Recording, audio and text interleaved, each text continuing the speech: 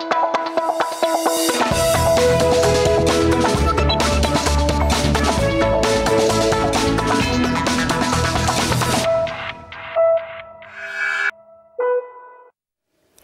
evening. You're watching the news on Croatian television.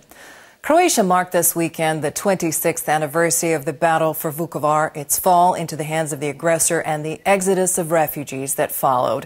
Today, the Vukovar neighborhood of Borovo Naselje remembered the 51 people killed there on the first day of the occupation and the 176 soldiers and civilians who died in the preceding battle. The basement of the Borovo shoe factory provided shelter to more than 800 wounded. 115 of them were later executed by Serb forces. I feel like I'm back in 1991 on that day when my whole family was separated. All four of us were taken to a different place, each of us on our own. They separated me from my husband. My daughter was at the Borovo shoe factory, my son in Đakovo. Veterans Minister Tomo Medved unveiled a memorial in Ernestinovo today dedicated to Croatian soldiers. The ceremony paid tribute to the 41 soldiers who died fighting to defend the village and another 6 who remain missing. Let this memorial serve as a beacon to all those who have lost hope and faced difficult choices. May they come here and be reminded of the fact that life was once much tougher than it is today. In the northern Dalmatian hinterland, a procession was held in Nadin today in memory of 14 civilians and 5 soldiers killed there on this day in 1991. 3 locals are still listed as missing. No one has been prosecuted for the crime. Most of these crimes were not committed by the regular army, the JNA, but by paramilitary units that followed behind the army as it advanced. They were the ones who looted villages and, I believe, killed people out of fear of leaving witnesses that may identify them later on. These people were mostly locals. A drill ship was successfully tugged out of Pula harbor this morning. Last week, severe winds severed the ropes anchoring the vessel at the Uljanik shipyard. The rig collided with and sank another boat. The accident caused a minor oil spill, which has been contained. Now that the platform has been moved, crews will raise the sunken boat later this week. I have to thank everyone who took part in this endeavor, the tugboat captain, firefighters, the Coast Guard, and our port workers. It was complicated. Luckily, it was a success.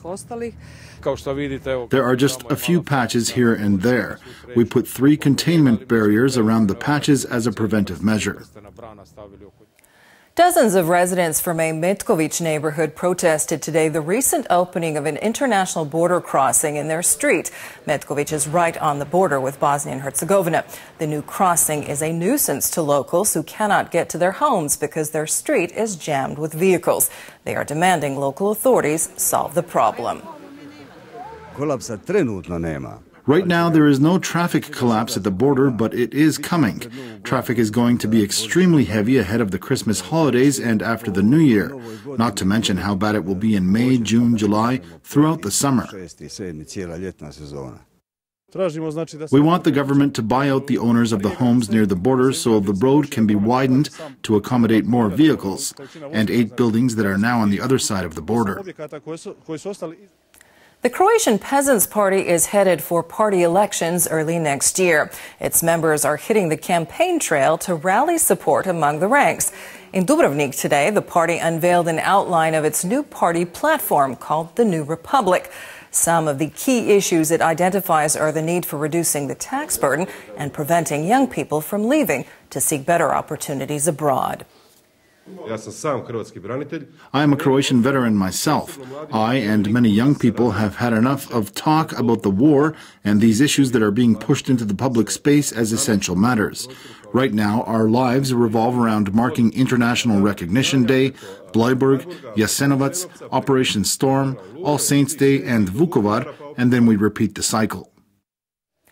Šibenik hosted today the Croatian Championship in match sailing, a race format where 2 competitors go head-to-head. 8 crews raced to see who could score the most points. Match sailing is very popular in Šibenik, and locals say it is the only place in the country where it's practiced. The course is very interesting, lots of direction changes and wind shifts, so it's difficult to maintain your position. You really need lots of sailing experience, skill and knowledge. This race requires sailing skill in the book and all at once. The whole team has to work as one. Everyone has their job. There are 4 members to a team. If one falters, it's over. In sports, Dinamo defeated Lokomotiva 2-0 and Hajduk beat Istra 3-1 in Pula tonight, wrapping up the week's matches in the National Football League. In other football news, former Croatian national team player Dario Simic has announced a bid to take over the Croatian Football Federation when Davor Šuker's term as president expires in April. Simic, who has played for Dinamo, Inter, Milan and Monaco, says he wants to clean up the federation and rebuild trust in Croatian football. There is a lot of work that needs to be done on restoring confidence. We have to develop our infrastructure, which is in tatters, reorganize our referee association, and provide more assistance to our clubs.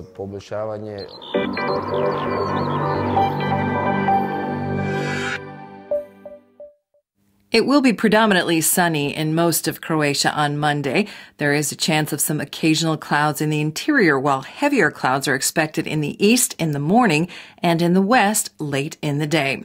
The interior will see fog and frost overnight and in the morning. There will be a moderate northeasterly on the Adriatic. The shore will wake up to a north-northeasterly. High morning gusts are expected in Dalmatia. Morning temperatures will range from -5 to 0 in the interior and from 4 to 9 on the coast. The day's highs will be between 6 and 11 degrees inland and between 12 and 17 on the Adriatic. The 3-day outlook for the interior calls for partly sunny weather and rising temperatures. There is still a chance of light frost and fog, most likely on Tuesday. There will be some occasional southwesterly gusts, especially in the afternoons. Winds may be stronger in the mountains. On the coast, it will be sunny and warmer in the new week. The south will get the most sunshine, while most of the clouds will be concentrated in the north. The Rijeka area in particular may see some light rain from Wednesday on. There will be light to moderate southeasterly and southwesterly winds.